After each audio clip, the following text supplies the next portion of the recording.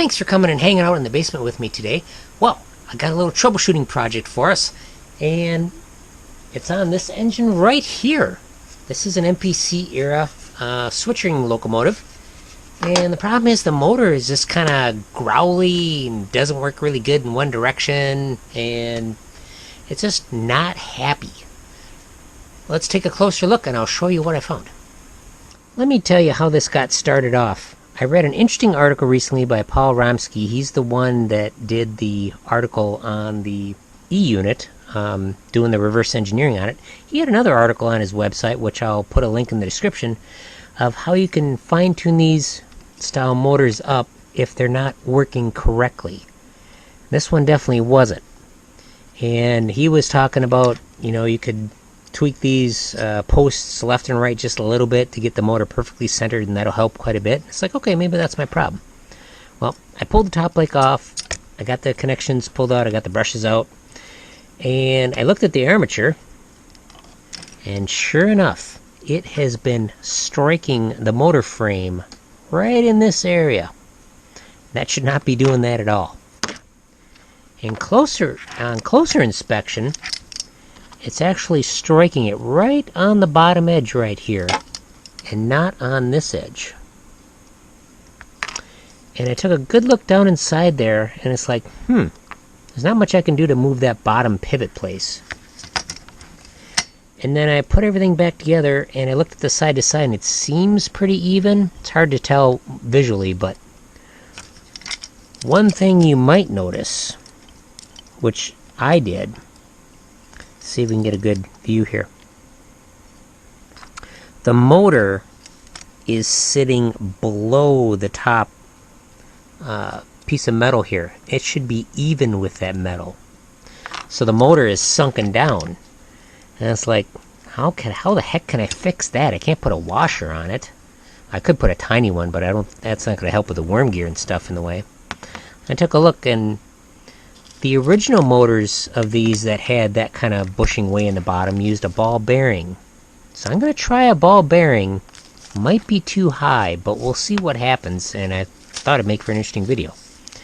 This is the correct size ball bearing that's used on the on those other post-war motors before they changed the design. These are probably not the best tweezers to use for this. Okay, we'll try not to hold it too tightly. I need some different visors. Alright, let's see what we can do here. Drop her right in there.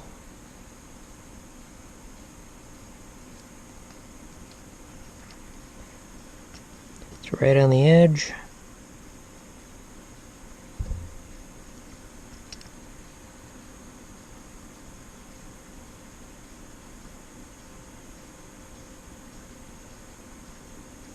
Okay. It is in the hole there. I know it's real hard to see in there, but it's in there. I didn't bother consulting the book to see if it was supposed to be one in there. Now this guy's a little high, but we have an adjustable plate here. So I think a little high is going to be better than a little low. Let's put this plate back on carefully, without breaking any wires. Actually, I'm going to get a Allen wrench here. Let's see. My smallest Allen wrench, we're just going to back it right off.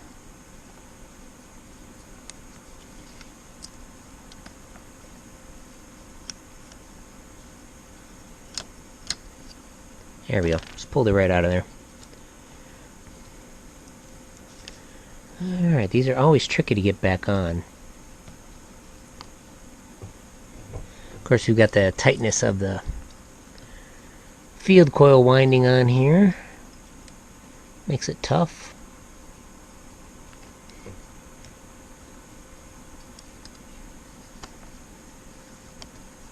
Get all the wires tucked in their spot. That looks pretty good. We'll put one screw in. I still got to put the brushes on. I suppose I could do that right now. Always something, I tell you.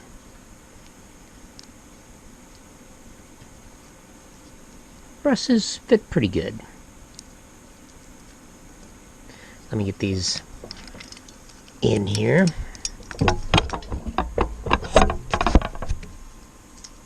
This is how I've learned to do it.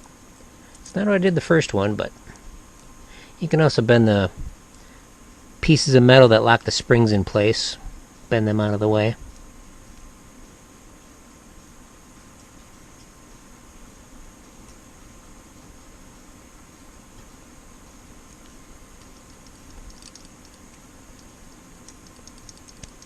There we go. Piece of cake.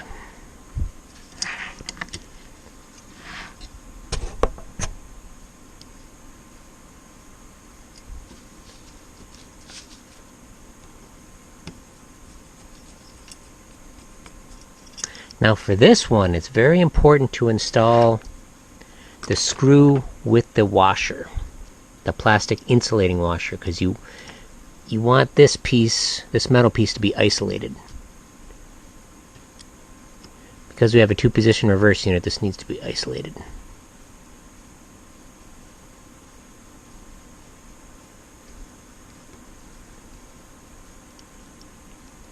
You can tell that armature is sitting way up. Look at those brush springs. Wow. Ay, ay, ay. We might be jammed up against it. I think we are. Yep, we're not wanting to turn very much. Okay. Let me take a look at this and we'll see what we find out. So what I've done is I have loosened the screws up so the plate is pulled up a bit, so it's not pressing down hard on the armature. And while it doesn't have a ton of power, it runs much better.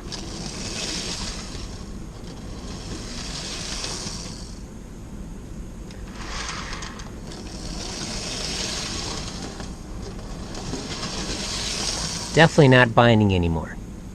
And doesn't seem to be slipping on the gear that meshes with the worm gear. So I think we're good there. But what I'm going to do is I'm going to take my Dremel and I am going to carefully grind off a little bit on the bottom of this armature. It's not the ideal solution, but you can't replace this bottom plate. And I think that'll work good because it's just plastic in here. They really should have had a ball bearing in there. The operation was a success. What I've done is I carefully used the Dremel, and after several tries just to get it just enough so I had enough end play up and down here, our armature is level or slightly below the top plate, and I think that's perfect. Because just the way this motor is, not even all the top plates are the same height. But that's okay. So what I did to adjust the top is I ran it down till it just pushed the armature down a little bit. Then I just have it barely touching the armature because I really want as much free play as possible. But I think you'll agree, it runs really nice.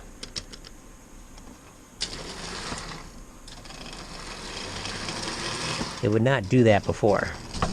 Run that smooth.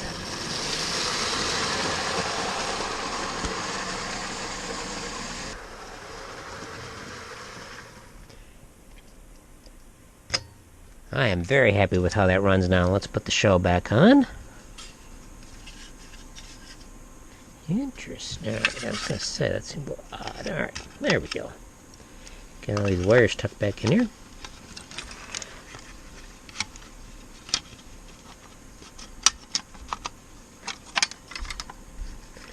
And we'll put the screw on, but not too tight. We don't want to crack the plastic.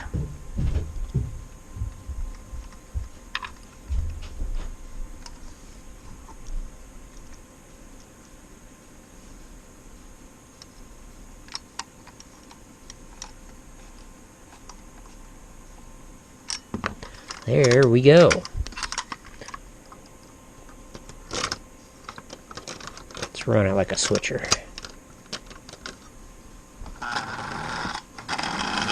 Beautiful. I love it. Wow, this thing is running way better than it was before.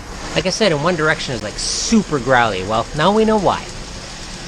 And it kind of comes down to, after I had gotten it together and it was good, and then it, started deteriorating, it's like, I don't know what's wrong with it, Sometimes it's just finding that extra bit of knowledge, and it's like, maybe I can work on that project again with some new insight and have a better idea of what's going on. And I must admit, that article really helped me out, even though the motor being off center really wasn't the issue, but I was able to find the issue just by looking at it and taking my time and having a fresh pair of eyes on it.